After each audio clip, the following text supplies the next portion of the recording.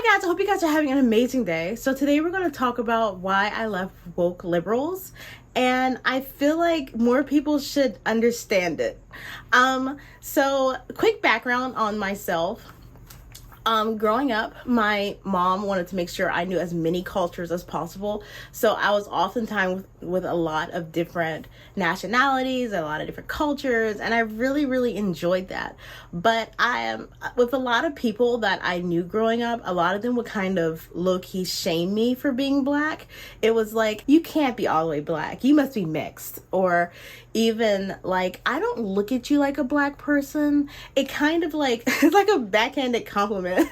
It's kind of like shaming you for being African American, but also complimenting you. It was like, black is bad and you don't act like that, so I'm complimenting you. I've also been called racial slurs by strangers. So when I first got into college and it was a liberal and woke college, I was really new to the concept and idea. But what I really liked was the fact that they welcomed me and didn't shame me for being black, you know, like, and when I talked about issues that I've had, like feeling like I was belittled in the past, everyone understood it, and I love that. So that sucked me in. But little did I know that that was just a chocolate covered fart. It would just get bad, okay? So the first offense was, well, let's just call it offense, right?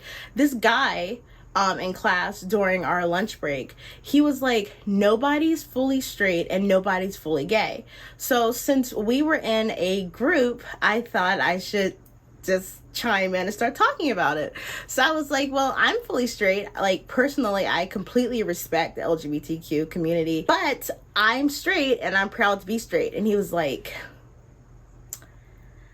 listen, nobody's gay and nobody's straight. And I was like, okay, well, I disagree with that personally. And he was like, how about this? How about this?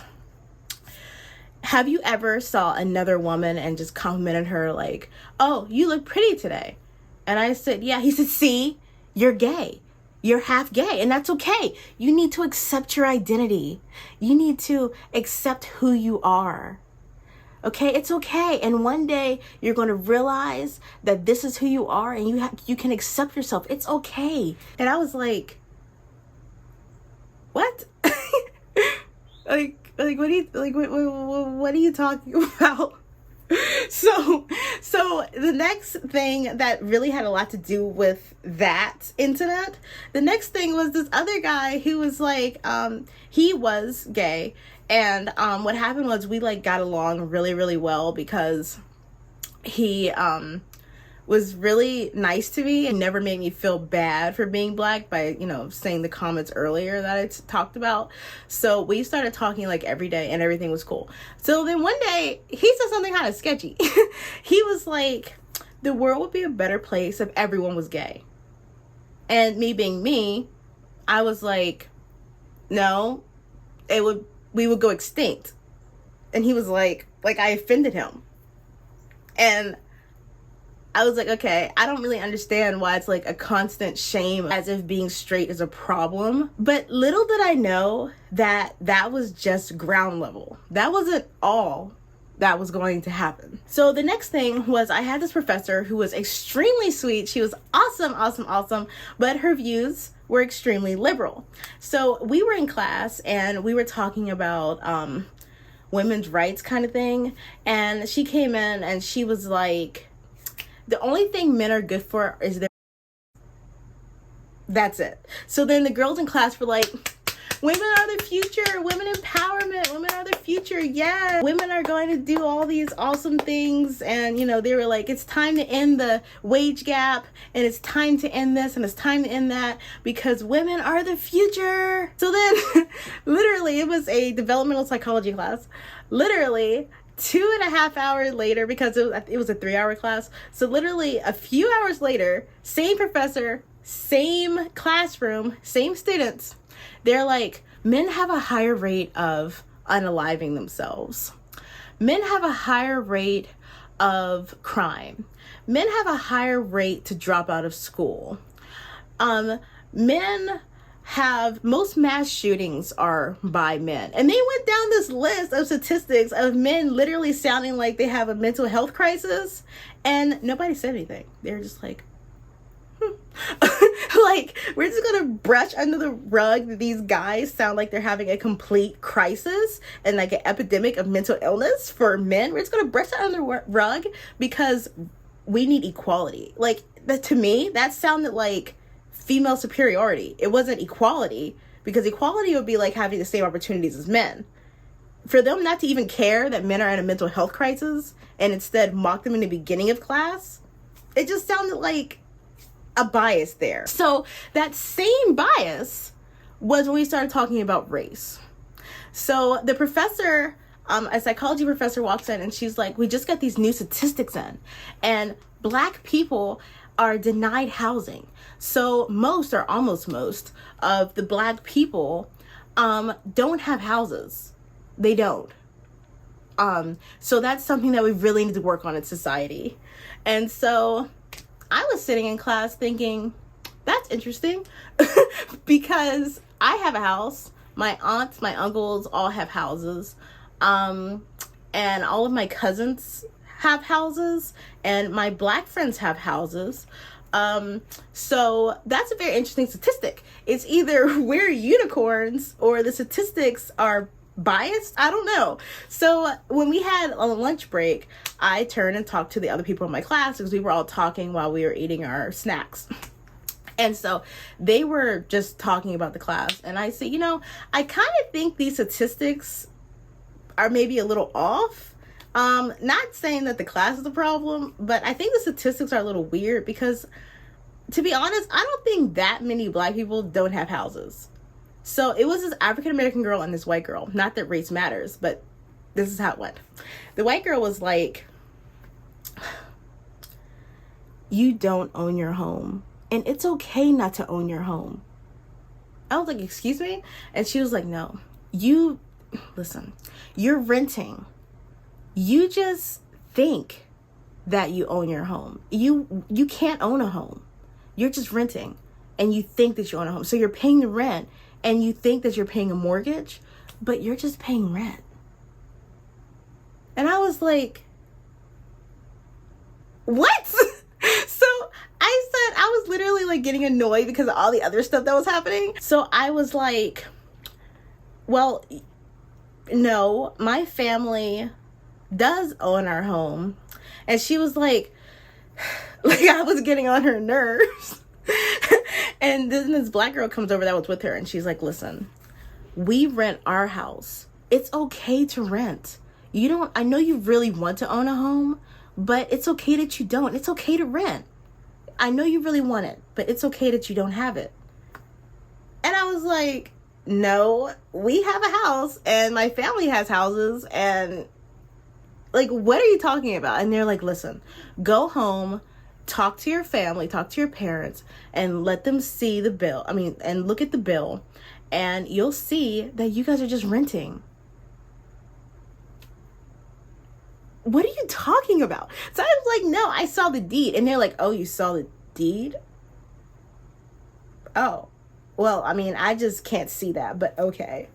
Like, why are you trying to make me think that I'm like really, really oppressed to the point where I don't have a house? And the fact that I do, the truth is just like mind-boggling. Like, like, you're gonna argue with me. I just can't believe I argued back, but it's like, you're gonna argue with me that I have a house or not. Like, what is that? So I saw the same bias in religion. So basically, I'm Christian, right? So I was sitting in class, and the entire class, they were just mocking Christians. They were just like, oh, Christians are this, or they would say like these little sarcastic things like, oh, he was a great person. Did he walk on water? And everybody would just laugh. And then the professor would be like, well, in the biblical days, they would have had him just leave his wife. And like all of these like lies, and like the class would laugh and like mock the Bible and God and all of that. So at first I was like, okay, this is just a liberal, basically atheist college.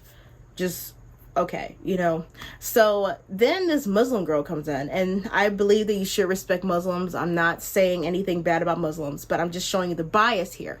Then this Muslim girl walks in, and the professor's like, okay, we need to make sure we don't offend her, because the last thing we want to do is offend her religion and her ideologies and her beliefs. So listen, talking to the girl, if I offend you in any way, just let me know, because I do not want to be offensive. Like, you see the bias there? Like, the idea of equality, freedom, and the lack of offense is literally just if you agree with one side. Because if equality was actually there, they would not push men under the rug. They would not tell me that I don't own a house. And then they would definitely not say, oh, we respect this religion, but not this one. But you guys, it gets worse. That wasn't even the bad part. Like, it was bad, but it got worse. So anyway, we were in another psychology class and basically we were talking about sex and like various sexual things. I think it was part of like a psychology, sociology kind of thing. And basically the topic came up. I raised my hand. I used an example.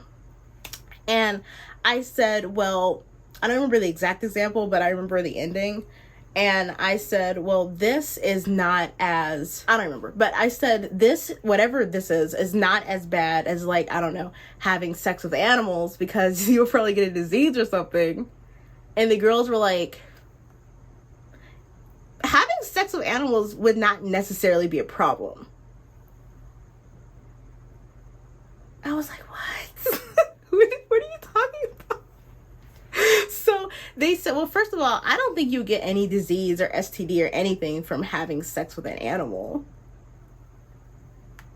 And I was thinking, why are you guys defending this? Why are you defending it? And then they were like, I just don't see that as a problem. So then the very next class, you guys, I kid you not, the very next class, these same girls come and they're like, there's one particular girl, she had like a pile of paper. This is a tablet. She had a pile of paper. She put it on the desk and she was like, hi, so I did some research. And I said, hi, because I wasn't even really thinking about the incident at the time.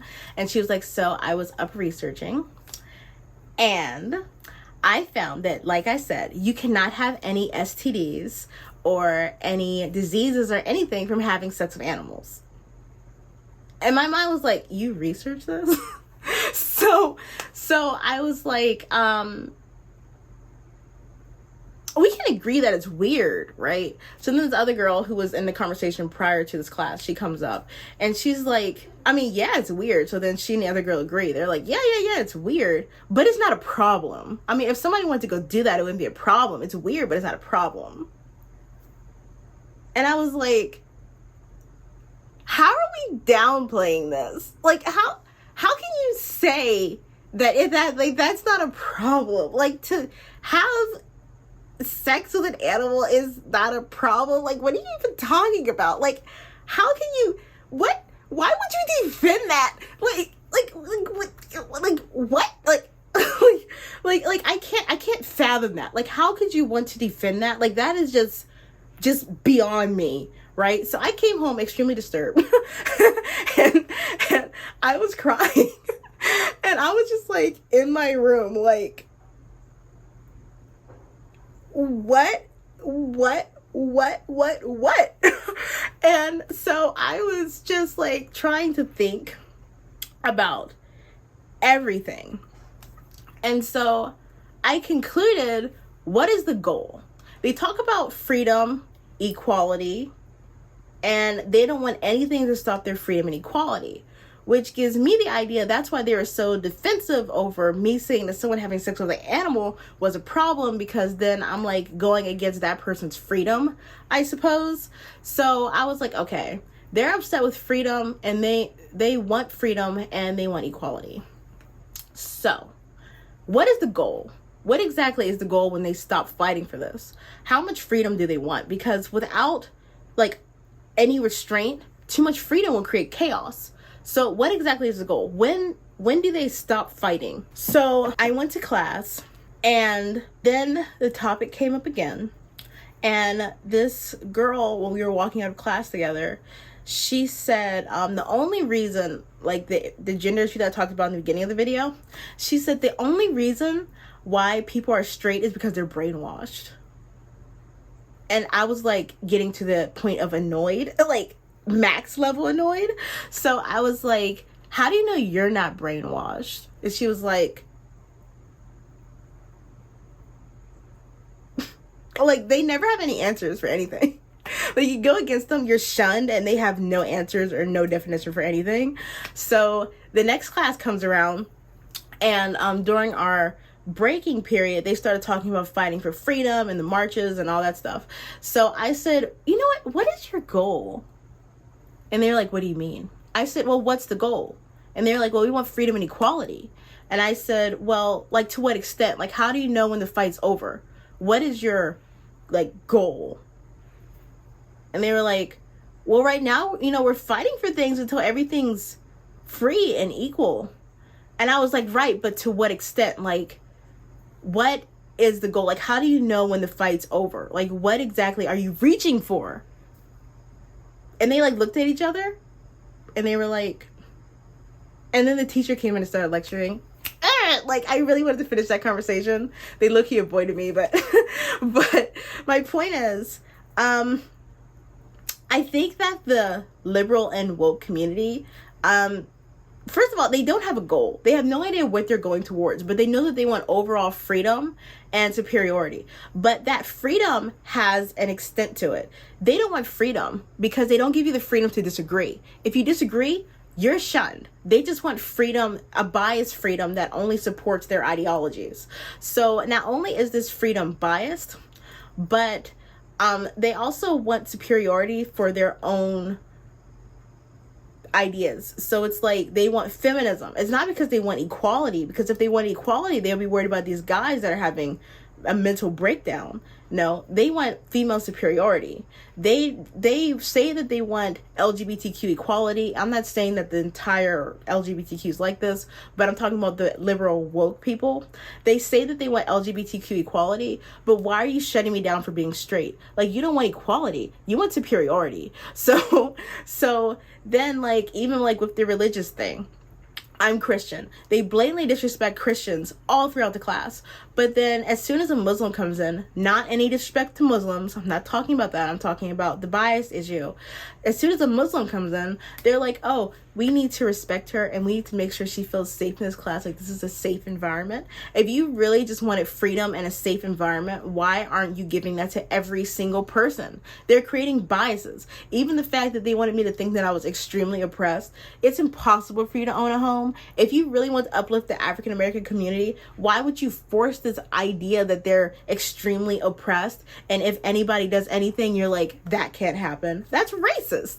It's like the woke liberals have no definition, and they don't really want equality. They think they do. They really do think they do, but they don't want equality. And it's just,